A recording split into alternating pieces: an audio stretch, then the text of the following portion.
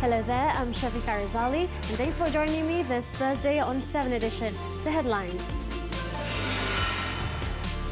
Parcel rent to replace quit rent for KL Strata developments. Mavcom CAM merger to take more than 6 months. And 1.2 million ringgit hydroponic ganja growing operation in KL luxury condo smashed.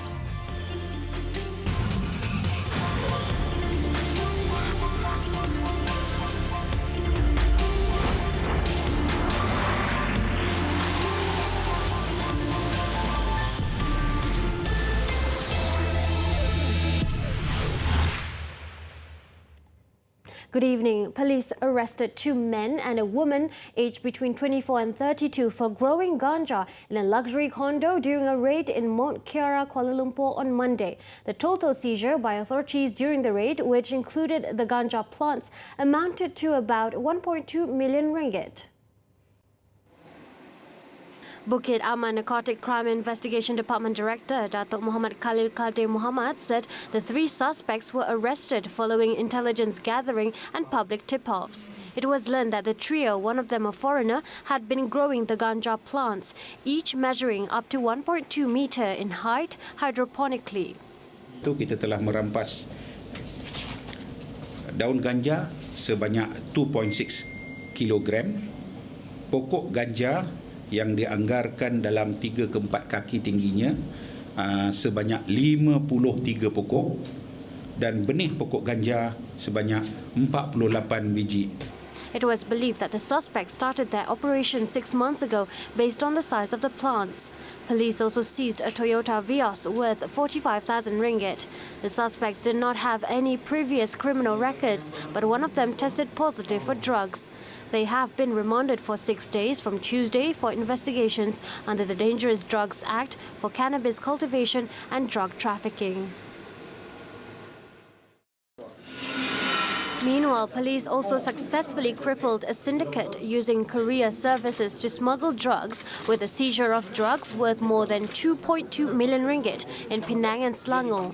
In a raid in Bukit Tambun, Seberang Perai Selatan on Tuesday, Datuk Muhammad Khalil said police seized shabu weighing 7.5 kilograms, 23,606 ecstasy pills and over 1 kilograms of MDMA. Police also arrested a 46-year-old local man and seized a Modernas D400 motorcycle worth 12,000 ringgit in the raid at 1:30 p.m. Sekarang ni mereka telah mengambil pendekatan bila dia tahu sekarang ni fasiliti dekat airport kita dah ambil tindakan, drug mules pun kita dah ambil tindakan, we are going after them. So now courier is another way that diorang nak skip. The operation was a follow-up from a previous raid carried out on November 21st, in which 10 plastic packages containing 10 kilograms of shabu, believed to be shipped to Sabah, were seized in Petaling Jaya. The suspect was remanded until Tuesday for further investigation for drug trafficking. In other news, a woman who claims to have been married to former MIC President Tun S. Samivelu in a customary marriage in 1981 is asking the Ipoh High Court to grant full access to him. Miriam Rosalind Edward Paul is also asking for 25,000 ringgit monthly maintenance pending the outcome of her main suit. However, the court postponed the hearing of the case to January 17th next year. Miriam said she is fully dependent on Samivelu and had been his wife for the past 38 years, but did not have any children together. She last saw him on June 13th in a restaurant in Kuala Lumpur. Meanwhile, her lawyer, RSN Raya, said the court granted the postponement requested by Samivelu's son, Datuk Sri S. Velpari, whose legal team is seeking a declaration from the Kuala Lumpur High Court that his father is mentally unfit to defend himself in 2 legal cases brought against him. It was previously reported that Velpari had claimed Samivelu was suffering from dementia due to Alzheimer's disease.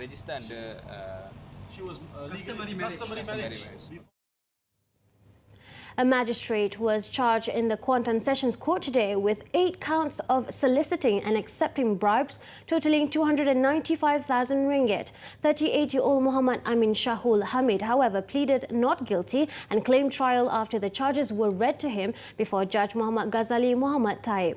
The bribes were allegedly solicited and received from Hassan Basri Ahmad Sultan Modo as an inducement to not impose a jail sentence on the latter for possession of smuggled cigarettes. The charges were framed under the Malaysian Anti-Corruption Commission Act, which provides a maximum jail term of 20 years and a fine of not less than 5 times the amount of bribe or 10,000 ringgit, whichever is higher if convicted.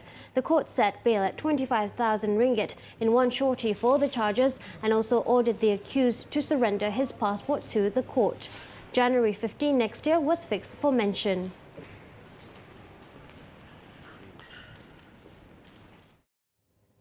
In Perak, 2 sisters were burnt to death when their house at Sungai Betul Bawah, Tanjung Piandang, Kuala Kurau, caught fire early this morning. Both victims were identified as Aisyah Din, age 80, and her 56-year-old sister, Ida, a person with a disability. According to the State Fire and Rescue Department Director Azmi Osman, the department received the emergency call about 1:52 a.m. A fire engine from the Kuala Kurau Fire and Rescue Station, as well as volunteer firefighters from Tanjung Piandang, immediately rushed to the location. When the firefighters reached the site, the flames already engulfed 80% of the house. The 2 deceased, which were burnt more than 70% of their body, were discovered near the main door of the house. Walaupun dia berada di depan pintu, disebabkan keadaan rumah adalah berkunci dan juga ada grill, dan kemungkinan besar dia tidak menjumpai di manakah kunci grill berkenaan berada, sebabkan itu ia gagal melepaskan diri. One of the victim's niece, 45-year-old Shahana Din, who lives close by, said she rushed to help when she was alerted about the fire and was one of the earliest to arrive. Okay, saya memang nak masuk tapi bila dah api maruk, anak saya panggil lah, tak bagi kan. Lepas tu saya pun keluar lah. Kalau saya kata, kalau saya masuk dengan saya sekali lah kan. Tapi memang cubaan banyak lah. Macam anak saudara pun nak pecah pintu apa semua, tapi tak boleh nak buat apa lah kan. Kami pun dah cuba dah, tapi nak buat macam mana kan. Both bodies were taken to Parit Bunta Hospital for post-mortem. The cause of the fire is still being investigated. Now, the quit rent system for strata buildings in Kuala Lumpur will be replaced with a parcel rent system from January 1st. The switch to new system was needed following a number of issues involving quit rent arrears for registered development strata schemes in the city. Federal Territories Minister Khalid Abdul Samad said payment through the parcel rent system would be more transparent and systematic, as the owner would not have to pay quit rent to management committees, MC, and joint management bodies, JMB, but directly to the Federal Territories Land and Mines Office. So yang saya nak tegaskan ialah ini bukan cukai baru, ianya menggantikan cukai tanah. So orang dah bila dah bayar cukai strata ni, dia tak payah bayar cukai tanah. So sama ada pihak JMB nak ambil kira, nak kurangkan maintenance fee ke apa ke, tu terpulang pada JMB dan MC masing-masing lah.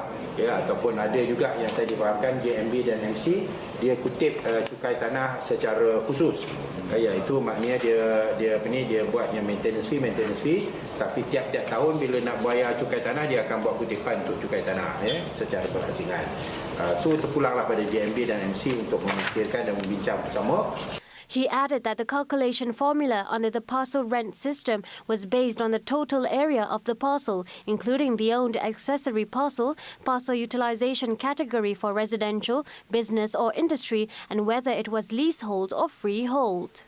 However, the owners of strata residential property, such as the People's Housing Project, PPR, especially the B40 group, would enjoy a fixed rate, irrespective of parcel size, at 15 ringgit per year for leasehold owners and 20 ringgit per year for freehold title holders.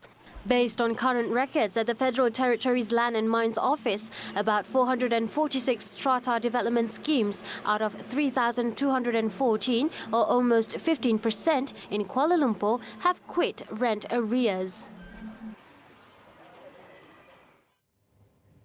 The Transport Ministry has announced that the civil aviation of Malaysia will be regulated by only one entity after the rationalisation of its current regulators, the Malaysian Aviation Commission, MAVCOM, and the Civil Aviation Authority of Malaysia, CAM. Its Minister, Anthony Loke Siu Fook, said this was done to cut down on red tape, with only one regulator operating. So Cabinet just make a principal decision yesterday to merge the two entities into one. MAVCOM will be absorbed and merged with CAM. We think that this is a consolidation exercise and to make our regulatory body more efficient and cut down red tapes and bureaucracy. Respective service provider. But what I'm talking about is some of the handling. He also said the decision was made in a cabinet meeting on December 11th to empower CAM. MAVCOM will be dissolved and its functions will be transferred to CAM, with a committee set up to oversee the transition, which will take more than 6 months. Until the MAVCOM Act is repealed, the agency will continue to operate as per normal.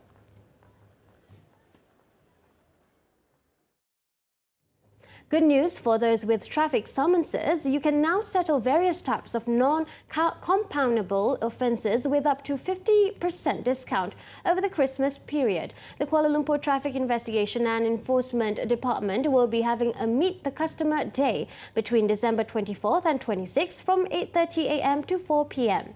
Police advise the public to come early to the Police Traffic HQ at Jalan Tun HS Lee in Kuala Lumpur to settle their summonses. However, there are 6 categories of summonses that will not be discounted, among them accident summons and those issued during Ops Slamat. The discounts are offered to encourage people to pay up before they are blacklisted.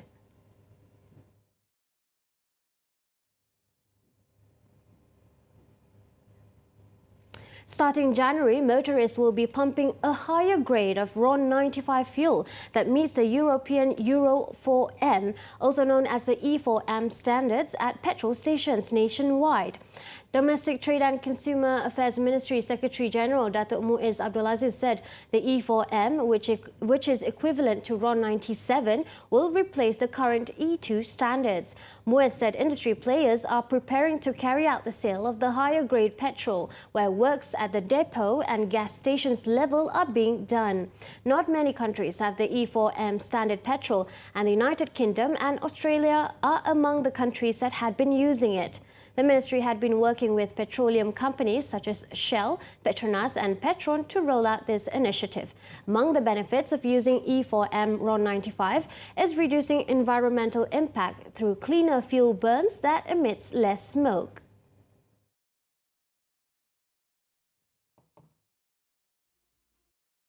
We're back with some updates from the New Zealand volcanic eruption. Wisma Putra has confirmed that the Malaysian who was reported to be severely injured in the incident was a permanent resident of Australia. For now, as ongoing tremors and possible eruptions prove far too dangerous conditions for search and rescue teams, military personnel are taking over efforts to attempt to recover bodies of remaining victims on White Island. However, the mission would be a risky one, as experts warn of a medium likelihood of 50 to 60% of eruptive activity over the next 24 hours.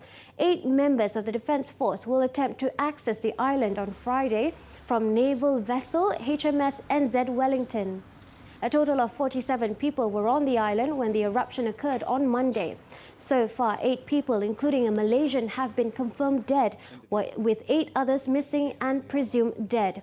Another 21 are in specialist burns units in hospitals across New Zealand, while 7 others have been flown to Australia for treatment, with more expected to follow.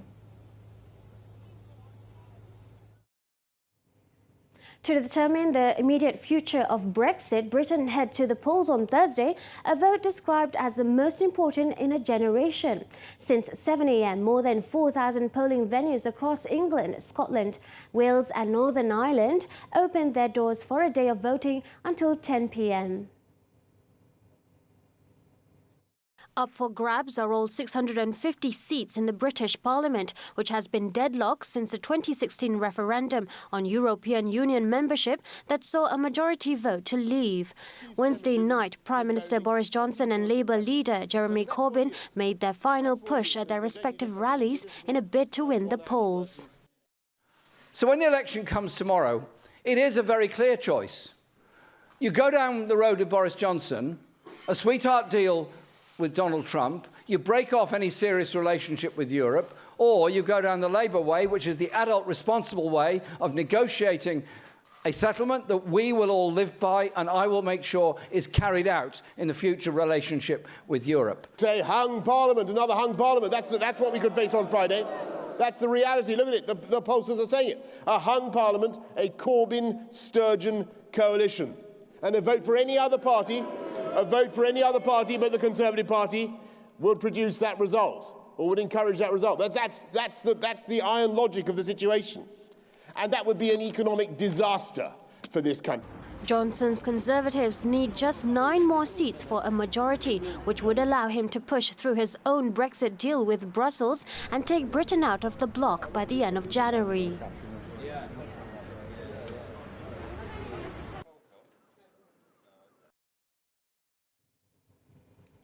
For pulling climate change from the sidelines into centre stage, Greta Thunberg, the 16-year-old Swede who inspired millions of young people to take action against climate change, has been named Time magazine's Person of the Year for 2019. She is the youngest individual to have won the accolade. In response to the announcement, Thunberg expressed her appreciation on her Twitter account, saying it is an honour that she shares with everyone in the hashtag Fridays for Future movement and climate activists everywhere. Having to skip school every Friday, the 16-year-old first hit the headlines for her solo strike against global warming outside Sweden's parliament last year, pushing for her government to meet its ambitious goals to curb carbon emissions. Her actions quickly captured people's imagination, and in September this year, millions of people took to the streets in cities across the world to support her cause. Thunberg, who turns 17 next month, is currently in Madrid at a United Nations climate summit where world leaders are wrangling over how to implement a 2015 Paris Agreement designed to avert potentially catastrophic global warming. But then I found...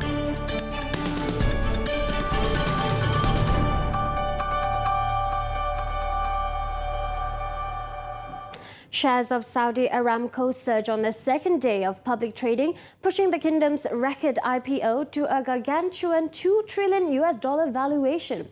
Shares in the state-owned oil giant were trading around 38.7 reals, up 10% from Wednesday's close. This comes after the state-owned Saudi Arabian oil company's mammoth $25.6 billion initial IPO, which set the record as the biggest in history. The company is trading on the Saudi Tadawul Stock Exchange, surpassing an earlier valuation of $1.7 trillion to cap things off at $1.88 trillion. However, the massive valuation, the centerpiece of Crown Prince Mohammed bin Salman, lacked the international interest Saudi Arabia had hoped for, relying instead on local investors after the company cancelled overseas roadshows in London and New York. The figure is nearly $1 trillion higher than the world's next largest public companies, Microsoft and Apple.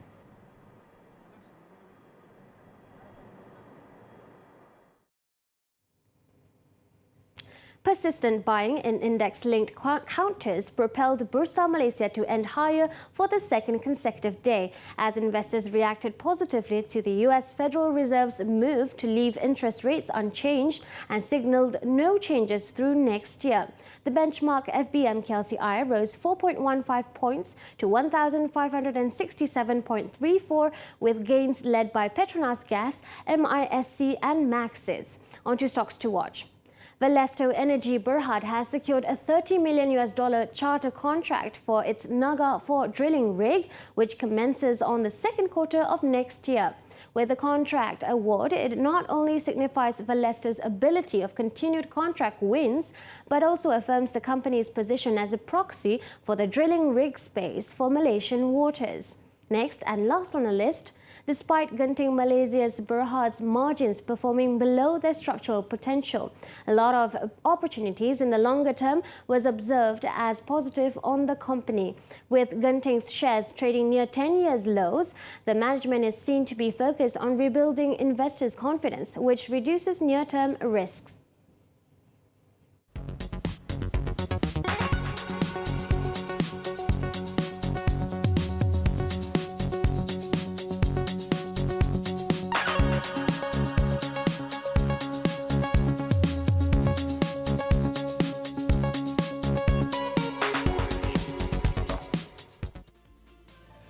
Coming up next, Pantheon launches first ever eSports club in Malaysia. The details after the break.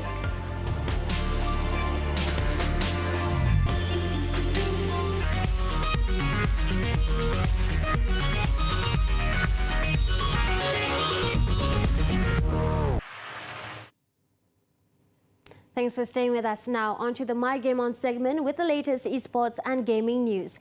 Pantheon have officially launched their first ever esports club in the country in collaboration with Taiwan Excellence and Bright Star Computer. Located in Nilai, Negeri Sembilan, the club aims to strengthen the state's esports initiative and promote the industry to grassroots players nearby.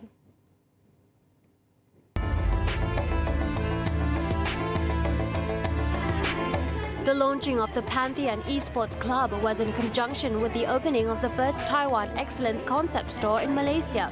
Combining the esports club's interconnectivity with the gaming industry, along with the concept store's global economic system, both parties hope to uplift the esports ecosystem in the state. Aspiring players of all ages will be able to train and improve their skills and knowledge in not only their preferred games, but also learn more about the technology used in the esports industry. eSport Club is where we want to bring a different experience to gamers out there, and how we can actually grow esports in different states, not just only in KL or Selangor. Right now we're in Negeri Sembilan. Actually, this give a good development for eSport Negeri Sembilan, especially for the PC side, because our team for the athlete development for the PC actually is the lowest. So once the eSport Pantheon come here, so we can be working together with Pantheon. Pantheon Esports Club will also work closely with the Negeri Sembilan Esports Association to train athletes for the upcoming Sukma Games, where esports will feature as a medal sport for the first time. The club has been outfitted with a wide range of new products for players to experience, including private streamer rooms, virtual reality zone, and couple or dual player lounges. Players will also be able to take advantage of the club's trial station to test various esports gaming equipment before purchasing, including gaming mouse, keyboard, and other accessories. The collaboration with Pantheon basically will be like Pantheon having any event, we will participate with them, and then we will free out offer the voucher to let customer to enjoy the discount with the product they tested. Various activities were held during the grand opening of the two esports partners, including performances from KOLs, a Dota 2 tournament, as well as flash sales for lucky players. The ribbon-cutting ceremony also featured a lion dance performance to lighten the mood and bring prosperity for both Pantheon and Taiwan Excellence Ventures. Now updated as of 7 p.m, here are the top trending topics and searches on the internet today.